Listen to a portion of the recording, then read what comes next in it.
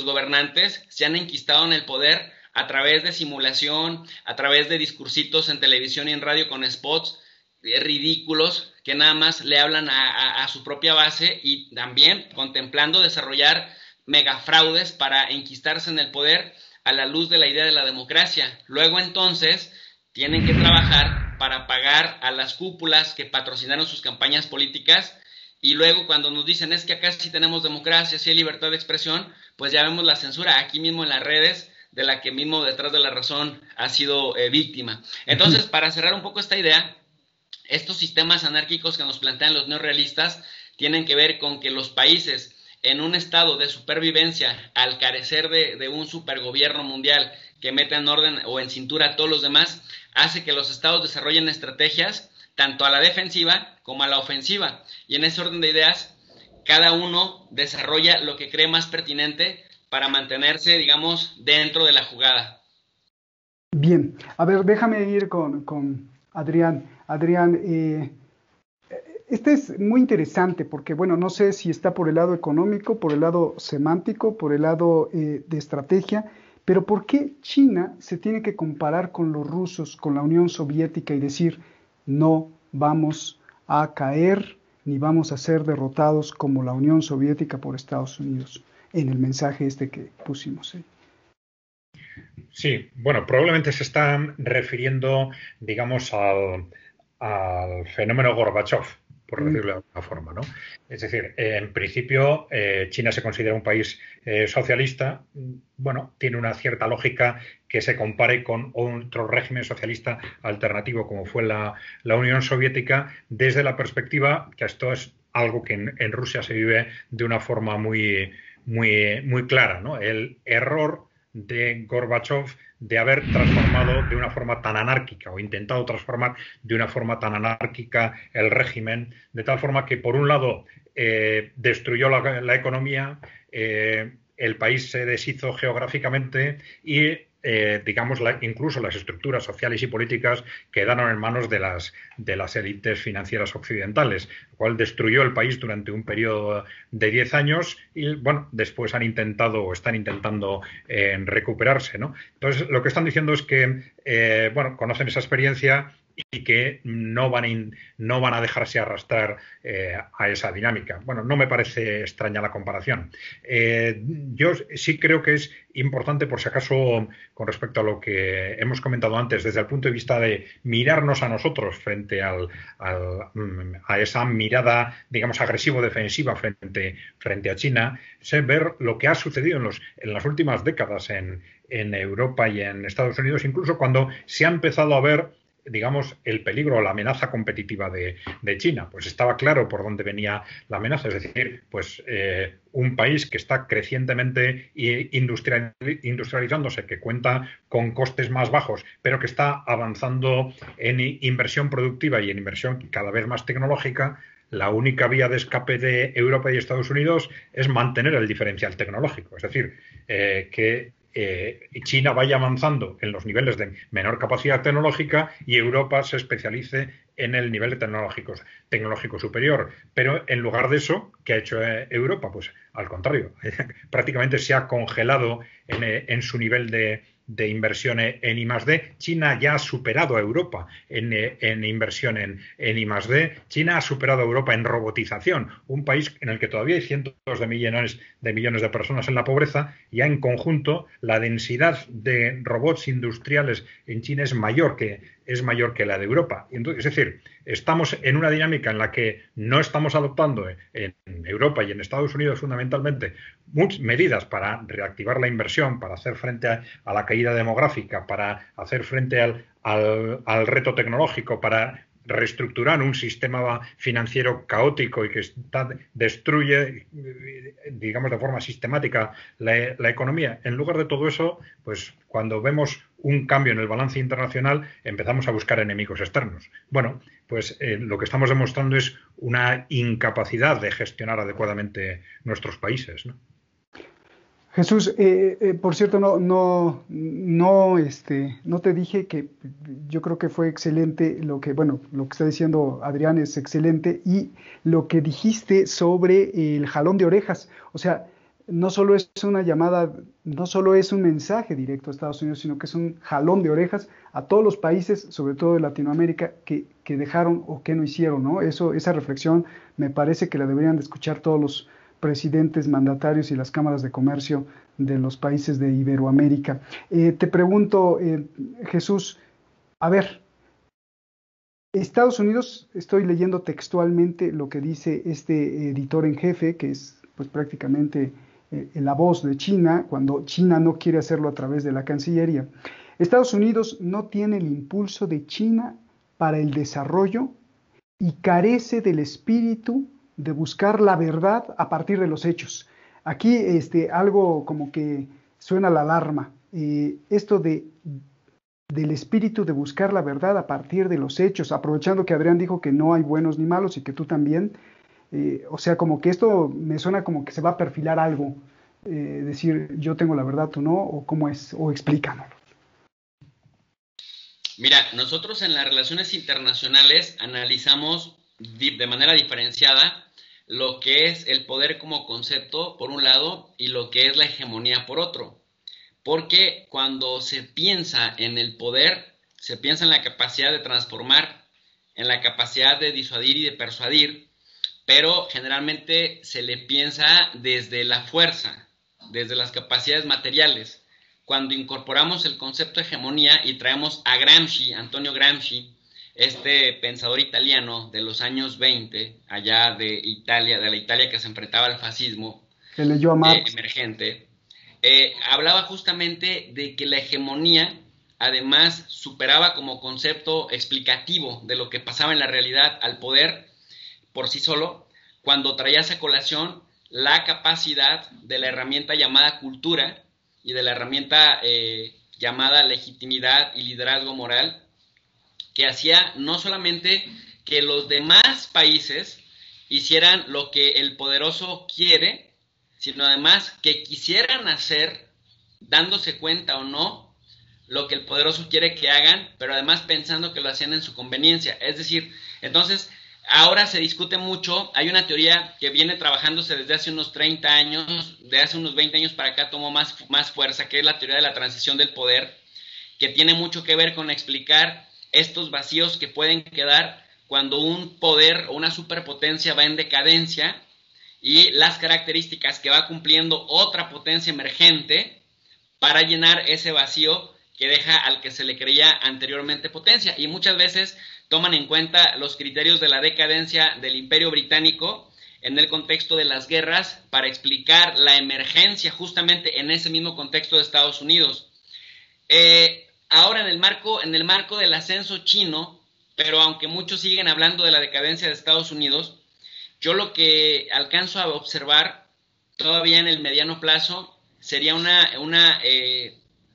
competencia o un balance de poder más que hegemonía, un balance de poder compartido. Roberto, yo no creo que en este momento hablemos de que Estados Unidos se va a ir al suelo y China se va a ir a la cima, porque a los chinos les hace falta mucho algo que tienen los estadounidenses, y es justamente esa capacidad cultural para hacer que más de la mitad del mundo observen el American Way of Life como un modelo referente al que aspiran. En China todavía, aunque si tú vas a China, ves los rascacielos, ves las ciudades inteligentes, ves las superavenidas, ves la tecnología que ya está impresa justamente ahí, prácticamente el modelo cultural chino todavía sigue siendo poco atractivo para la buena parte del 60, 70, 80% de la humanidad.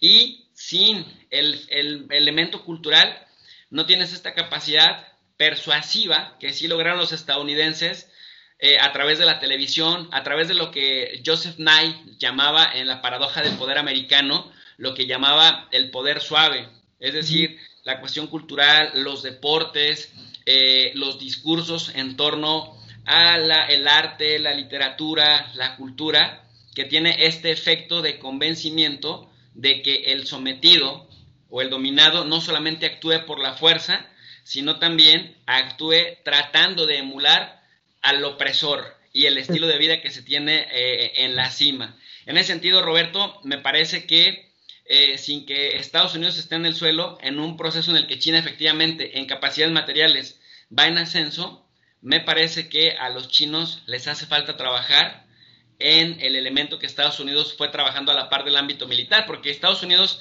mientras derrocaba gobiernos, mientras invadía países, también fue trabajando en televisión, fue trabajando en expandir, ¿no?, las bondades de la democracia y de su sistema económico. Y aunque hay muchos oprimidos en los países en desarrollo, cierto es también que muchas élites de estos países quieren emular, incluso desde Europa, lo que se hace en Estados Unidos. En China no. Claro, fíjate, comparto una experiencia, estuve de cerca con un grupo de chinos que de hecho me contrataron para entrenarlos, de Xinhua, de la cadena de noticias de China. Y bueno, pues me parecía muy curioso ver que muchos de ellos se habían quitado el nombre chino y se habían puesto nombres occidentales, ¿no? Y esto te pregunto, y también te lo voy a preguntar a ti, Adrián. No podemos negar que las élites religiosas como el Vaticano, como los musulmanes, pues manejan parte del destino del mundo.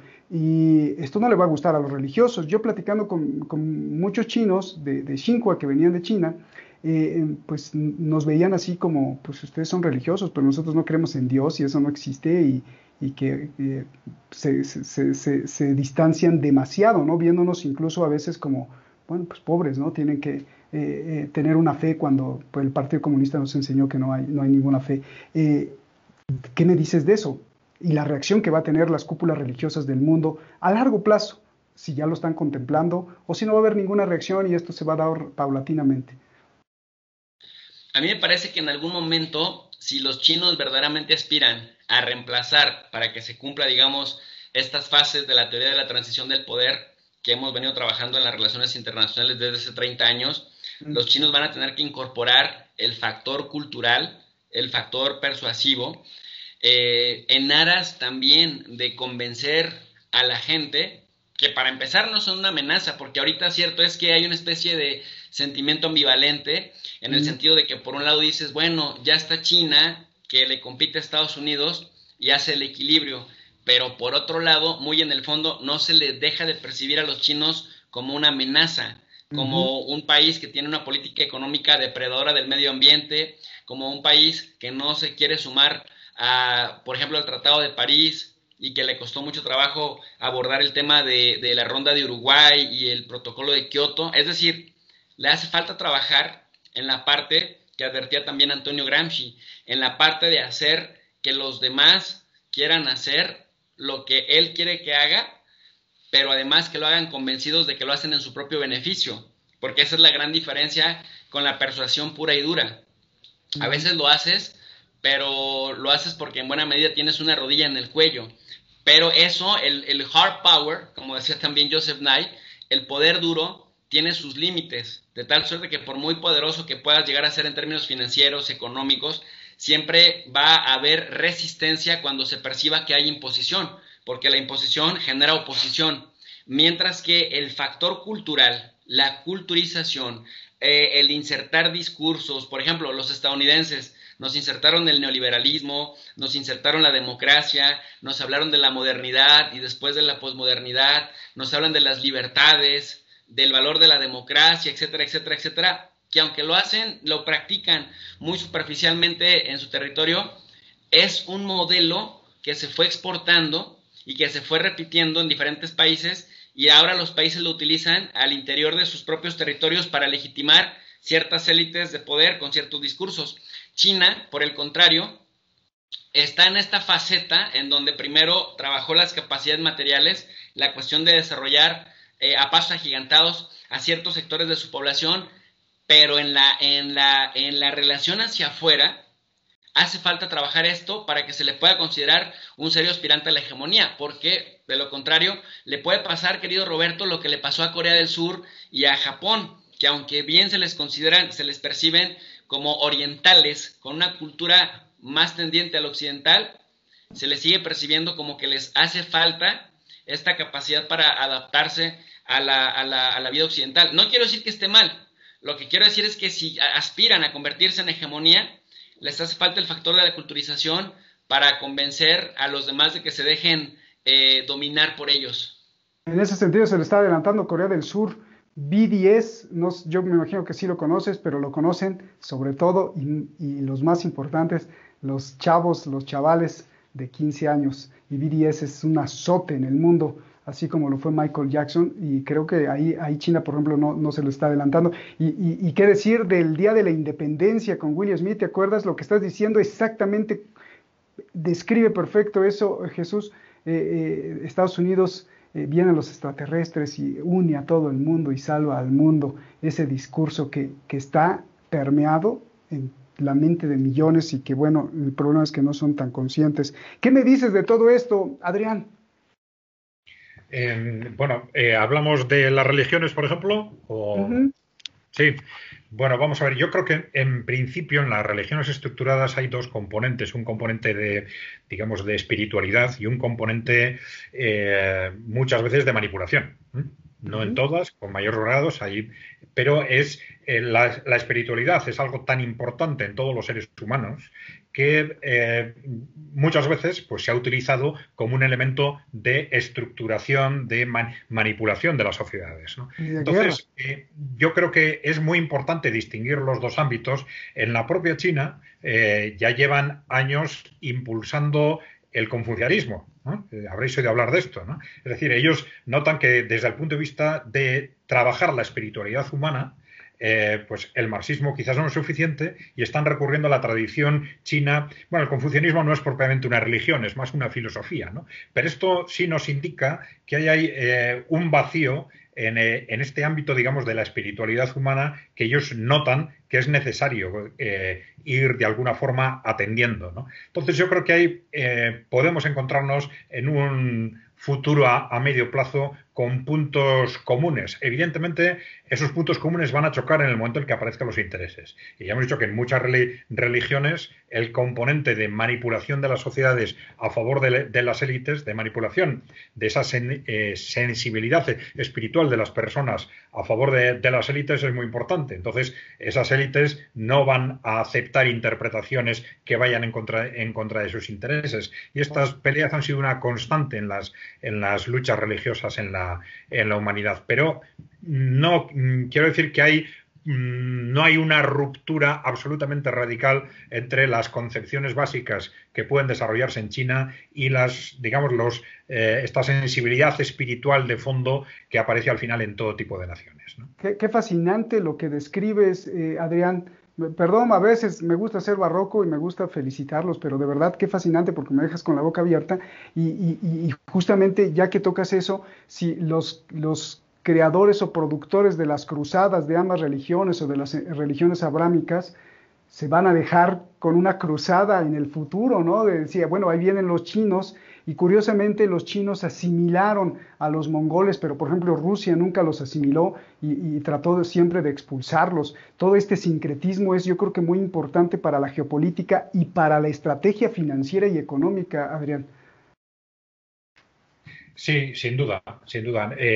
Vamos a ver, detectar lo que hay más allá de las formas, intentar buscar entre las distintas culturas y las distintas civilizaciones no solo en qué nos diferenciamos, sino también en qué nos parecemos y en qué nos ponemos de acuerdo es fundamental. Pero eso nos pasa en las relaciones humanas a todos los niveles. Nos pasa con nuestros vecinos, nos pasa entre dos localidades que están una al lado de la otra, en las relaciones humanas en general, o hacemos constantemente el esfuerzo de diferenciar, de buscar lo que nos une por encima de lo que nos separa, o estamos al contrario subrayando constantemente lo que nos separa y generando enfrentamientos que muchas veces son innecesarios.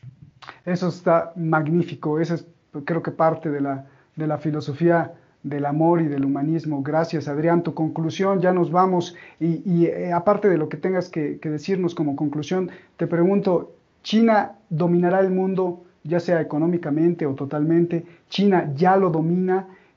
¿China no lo dominará? O a tu parecer, ¿quién hoy domina el mundo? Más allá de un país, si son las corporaciones, o quién lo domina o nadie lo domina, por favor.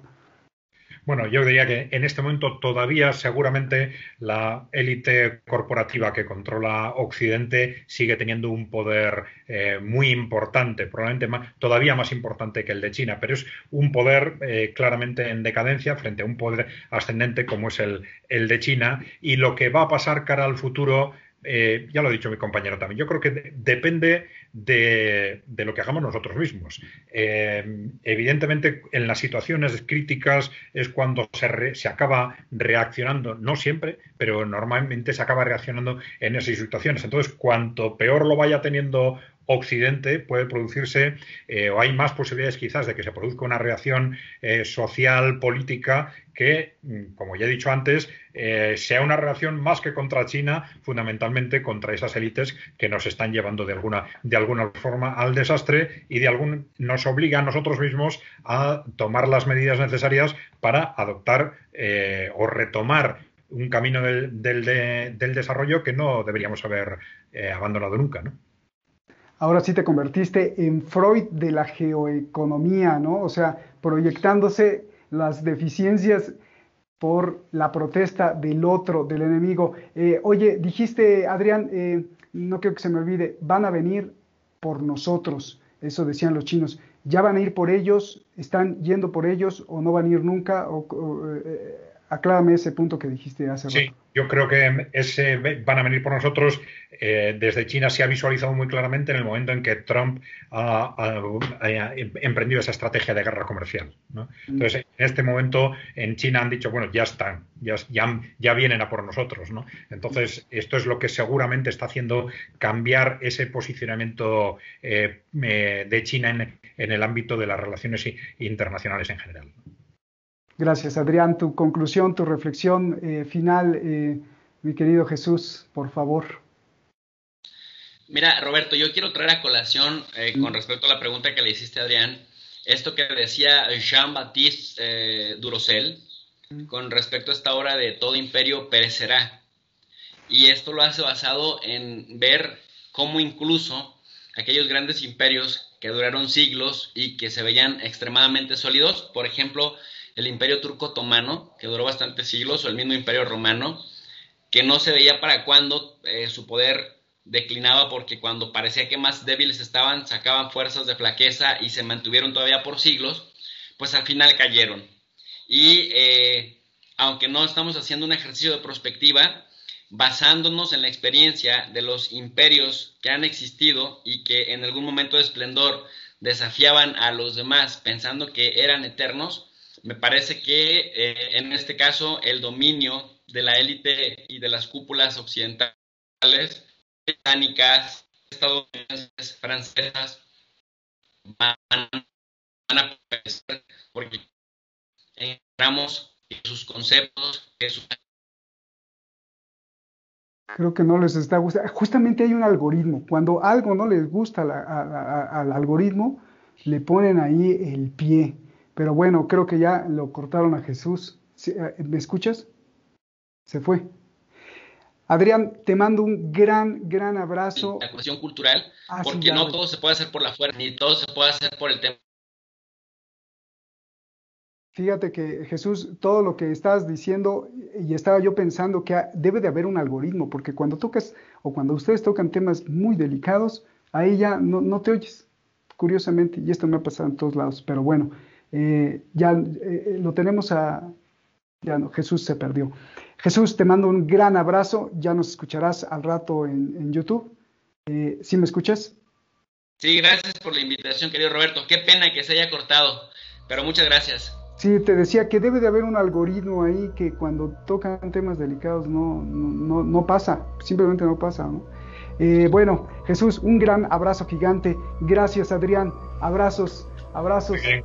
Gracias a vosotros. Un saludo. No, es que es un placer, de verdad. A mí me da tanto gusto que esté gente tan brillante como tú, como Jesús. Gracias a los dos y gracias a usted. Termino con esto. Efectivamente, todos los imperios tienen su principio y su final, como nos ha demostrado la historia, como lo dijeron nuestros analistas y como muchos pensadores lo han analizado y denunciado a través de la historia. Pero, y déjeme dejarlo a usted con esta pregunta, ¿Y qué tal si las familias poderosas hace mucho tiempo se dieron cuenta de esto e inteligentemente dijeron, como los imperios nacen y se mueren, pues hagamos algo? ¿Qué? Estemos presentes en todos los imperios. Así nadie sospecha, así cada imperio tendrá su ciclo y así siempre tendremos el control o por lo menos nuestra riqueza, de una o de otra forma. Mientras dejemos creer a todos que hay países y que además se pelean entre ellos. Solo ahí le dejo yo a usted la pregunta. Trataremos de contestarla algún día. Buenas noches.